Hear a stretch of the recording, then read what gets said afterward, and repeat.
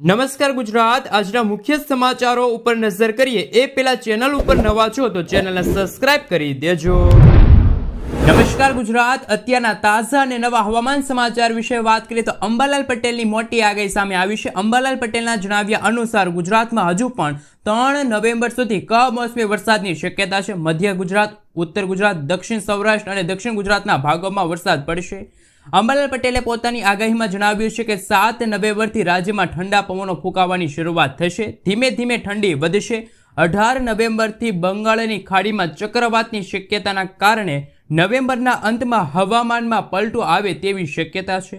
આ સાથે અરબી સમુદ્રમાં સર્જાયેલું ડિપ્રેશન ગુજરાત તરફ ફંટાય તેવી શક્યતા છે, જેના પગલે આગામી 4 દિવસ સુધી કમોસમી વરસાદની આગાહી હવામાન વિભાગે વ્યક્ત કરી છે। હવામાન વિભાગના જણાવ્યા અનુસાર આજે ભરૂચ, સુરત, અમરેલી, ભાવનગર, ગીર સોમનાથ, દીવ અને ખાસ કરીને દેવભૂમિ દ્વારકા અને પોરબંદરમાં ભારેથી ભારે વરસાદ પડવાને લઈને ઓરેન્જ એલર્ટની આગાહી વ્યક્ત કરવામાં આવી છે। મિત્રો, વીજળીના કડાકા ભડાકા સાથે 30 થી લઈને 40 કિલોમીટર પ્રતિ કલાકની ઝડપે તોફાની પવનો ફૂંકાય તેવી આગાહી પણ હવામાન વિભાગે વ્યક્ત કરી છે। મિત્રો, દેશના સમાચાર વિશે વાત કરીએ તો ગુજરાતના ખેડૂતો માટે આવી ગઈ છે ખુશખબર। કમોસમી વરસાદના કહેરથી ખેડૂતોના ઊભા પાકને થયેલા નુકસાન અંગે રાજ્ય સરકારે તાત્કાલિક સંવેદના અને સક્રિયતા દર્શાવી છે। ગુજરાતના મુખ્યમંત્રી ભૂપેન્દ્ર પટેલે કેબિનેટ બેઠકમાં અધિકારીઓને સ્પષ્ટ આદેશ આપ્યો છે કે રાજ્યના 33 જિલ્લાના 239 તાલુકામાં વરસાદથી થયેલા નુકસાનનો તાત્કાલિક સર્વે શરૂ કરવામાં આવે। મુખ્યમંત્રીએ ખાતરી આપી છે કે જ્યાં પણ નુકસાન છે ત્યાં સરકાર ખેડૂતોને પડકે મજબૂતથી ઊભી છે।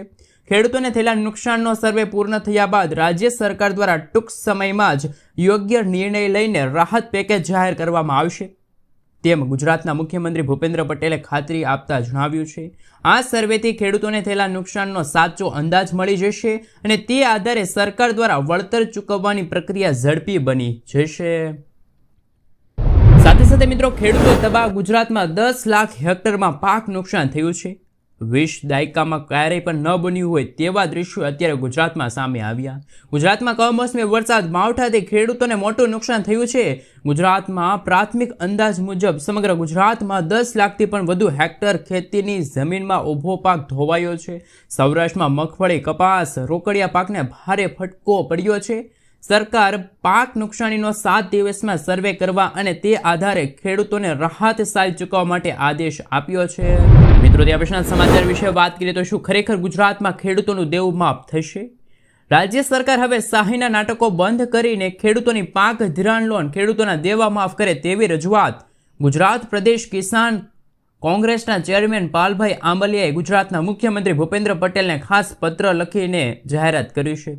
આ પત્રમાં આંબલિયાએ જણાવ્યું હતું કે સૌરાષ્ટ્ર, દક્ષિણ ગુજરાત સહિત ગુજરાતભરમાં કમોસમી વરસાદ પડ્યો છે, તેને કારણે ગુજરાતના ખેડૂતોના મોઢામાં આવેલો કોળિયો છીનવાઈ ગયો છે। આ એક જ કમોસમી વરસાદ નહીં, છેલ્લી 7 સિઝનમાં ખેડૂતોએ વાવાઝોડા, અતિવૃષ્ટિ, કમોસમી વરસાદનો ભોગ બનવું પડ્યું છે।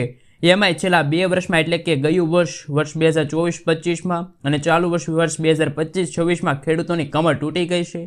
મિત્રો, વર્ષ 2024માં અતિવૃષ્ટિ આવી હતી, કમોસમી વરસાદ પડ્યો હતો, એવી જ રીતે વર્ષ 2025માં પણ અતિવૃષ્ટિને કારણે અત્યારે અને કમોસમી વરસાદના કારણે ખેડૂતોને ભારે નુકસાન થયું છે। મિત્રો, તમારું શું કહેવું છે? ખરેખર ખેડૂતોને પાક ધિરાણ લોન માફ થવી જોઈએ? ખેડૂતોના બેંકના જે દેવા છે ખાસ કરીને ખેડૂતોના માફ થવા જોઈએ કે ના થવા જોઈએ? ખાસ નીચે કોમેન્ટ બોક્સમાં કોમેન્ટ કરીને જરૂરથી જણાવી દેજો। અને મિત્રો, આ સમાચાર અંગે અમારી આ શોર્ટ માહિતી ચેનલ કોઈ પણ પ્રકારની પુષ્ટિ કરતી નથી કે આ સમાચાર સાચા છે કે પછી ખોટા, કારણ કે મીડિયામાં ફરતા અહેવાલ અનુસાર તમારા સુધી આ સમાચાર છે પહોંચાડવામાં આવી રહ્યા છે। મિત્રો, આગળના સમાચાર વિશે વાત કરીએ તો રાશન કાર્ડ ધારકો માટે આવ્યા છે સૌથી મોટા સમાચાર। 17,000થી વધુ દુકાનદારો હડતાલ ઉપર ઉતરશે, જેના કારણે રાશન કાર્ડ ધારકોને નહીં મળે મફતમાં અનાજ। ગુજરાતના 17,000થી વધુ સસ્તા અનાજના દુકાનદારો આજથી અનિશ્ચિત મુદતની હડતાલ ઉપર ઉતરશે, જેના કારણે રાજ્યભરમાં અનાજ વિતરણ બંધ રહેશે। ઓલ ઇન્ડિયા ફેર પોઈસ શોપ એસોસિએશન્સની મુખ્ય માંગણીઓ છે કે કમિશનમાં વધારો, ટેકનિકલ સમસ્યાનો કાયમી ઉકેલ અને જથ્થામાં પડતી ઘટ દૂર કરવી, સર્વે ડાઉન થતા અને વૃદ્ધોને ફિંગરપ્રિન્ટ ન આવવાની મુશ્કેલી પડે છે। મિત્રો ત્યાં પછીના સમાચાર વિશે વાત કરીએ તો 1લી તારીખથી લાગુ થશે નવા નિયમો, જેમાં મિત્રો ગેસ સિલિન્ડરના ભાવમાં થયો છે ઘટાડો. જે આ દર્શક મિત્રો 1 નવેમ્બરથી ગેસ સિલિન્ડરના ભાવમાં ફેરફાર જોવા મળ્યો છે. 19 કિલોગ્રામના જે કોમર્શિયલ સિલિન્ડર આવે છે તેમાં 4.50 રૂપિયાનો ઘટાડો થયો છે. દેશમાં હવે આશરે 1750 રૂપિયાની આસપાસ કોમર્શિયલ ગેસ સિલિન્ડર મળશે. બીજી તરફ ઘરેલું વપરાશ માટેનો જે 14.2 કિલોગ્રામનો સિલિન્ડર જૂના દરે છે એટલે કે 868.50 રૂપિયા પર યથાવત છે. ગૃહિણીઓને કોઈ હાલ રાહત મળી નથી તેવા સંજોગ સામે આવ્યા, કારણ કે કોમર્શિયલ ગેસ સિલિન્ડરના ભાવમાં દર મહિને વધારો કે ઘટાડો થતો હોય છે, પરંતુ ઘરેલું ગેસ સિલિન્ડરના ભાવમાં છેલ્લા ઘણા બધા મહિનાથી ઘટાડો કે વધારો થયો નથી. મિત્રો ત્યાં પછીના ફેરફાર વિશે વાત કરીએ તો આધાર કાર્ડ ધારકો માટે આવ્યા છે સૌથી મોટા સમાચાર. આધાર કાર્ડ અપડેટ માટે નવા ચાર્જ લાગુ થશે. UIDAI બાળકના આધાર કાર્ડમાં બાયોમેટ્રિક્સ અપડેટ માટેની 125 રૂપિયાની ફી 1 વર્ષ માટે માફ કરી છે. હવે બાળકો માટે આ સેવા મફત રહેશે. પુખ્ત વયના લોકો માટે નામ, સરનામું, જન્મ તારીખ અથવા તો મોબાઈલ નંબર બદલાવવા માટે 75 રૂપિયા ફી લેવામાં આવશે, જ્યારે ફિંગરપ્રિન્ટ અથવા તો આઈરિસ અપડેટ માટે 125 રૂપિયા ફી લાગશે. કેટલીક વિગતો હવે દસ્તાવેજો વગર ઓનલાઈન પણ સુધારી શકાશે, જેના કારણે પ્રક્રિયા વધુ સરળ બની શકે છે. તો આધાર કાર્ડ ધારકો માટે પણ નવા મહિના સાથે નવી ભેટ, નવા ફેરફારો, નવા નિયમો લાગુ થયા છે. મિત્રો ત્યાં પછીના ફેરફાર વિશે વાત કરીએ તો બેંક ખાતા ધારકો માટે મહત્વપૂર્ણ સમાચાર. ભારત સરકારે બેંક ખાતાઓ માટે એક મહત્વપૂર્ણ સુવિધા જાહેર કરી છે. હવેથી તમે તમારા બેંક ખાતામાં એકના બદલે 4 લોકોને નોમિની તરીકે નામ નિર્દેશિત કરી શકો છો. વધુમાં તમે દરેક નોમિનીને મળવાપાત્ર રકમની ટકાવારી નક્કી કરી શકો છો. આ નવા નિયમો 1 નવેમ્બર 2025થી અમલમાં આવશે. આનાથી ખાતા ધારકોના મૃત્યુ બાદ ખાતાની રકમમાં વહીવટ અને વારસાની કાનૂની પ્રક્રિયા ખૂબ જ સરળ અને પારદર્શક બનશે. મિત્રો ત્યાં પછીના સમાચાર વિશે વાત કરીએ તો સૌરાષ્ટ્રમાં ખેડૂતો દ્વારા આંદોલન થશે. સૌરાષ્ટ્રમાં ખેડૂતો કડદા પ્રથા, જમીન જપ્તી અને કૃષિ સમસ્યાના વિરોધ પર આંદોલન કરી રહ્યા છે. સુરેન્દ્રનગરના મોલી તાલુકાના ખેડૂતોએ કપાસના નીચા ભાવ અને મગફળીની ખરીદીની મર્યાદા વધારવા માંગ કરી છે. બોટાદમાં ખેડૂતોએ ખોટા કેસોમાં ન્યાય અને પોલીસ દમનની તપાસની માંગ કરી. કિસાન એકતા મંચે જો માંગણીઓ નહીં સંતોષાય તો વિશાળ આંદોલનની ચેતવણી આપી છે. આમ આદમી 3 ઓક્ટોબરે જ સુરેન્દ્રનગરમાં મહાપંચાયત બોલાવશે. મિત્રો ત્યાં પછીના સમાચાર વિશે વાત કરીએ તો સૌથી મોટા સમાચાર સામે આવી રહ્યા છે. ખેડૂતોએ પાક નુકસાનીનો સર્વેનો કર્યો છે બહિષ્કાર.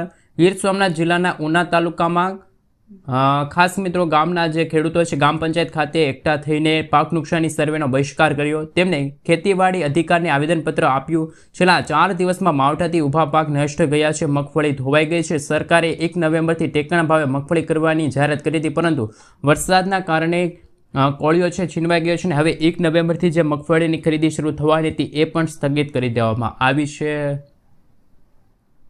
મિત્રો ત્યાં પછીના સમાચાર વિશે વાત કરીએ તો સૌથી મોટા સમાચાર સામે આવી રહ્યા છે. વરસાદની સ્થિતિ પર મુખ્યમંત્રીની નજર. મુખ્યમંત્રી ભૂપેન્દ્ર પટેલે કમોસમી વરસાદથી ઊભી થયેલી સમસ્યા પર જિલ્લા કલેક્ટરો અને સ્ટેટ ઇમરજન્સી ઓપરેશન સેન્ટર સાથે સતત સંપર્ક કરી રહ્યા છે. તેમણે વરિષ્ઠ મંત્રીઓ સાથે વધુ પ્રભાવિત જિલ્લાઓમાં તાત્કાલિક પહોંચીને વહીવટ તંત્રને પરિસ્થિતિ સામના કરવા માટે માર્ગદર્શિકા આપી છે. અને અમરેલી પંથકમાં ભારે વરસાદના કારણે કપરી સ્થિતિ જોવા મળી છે.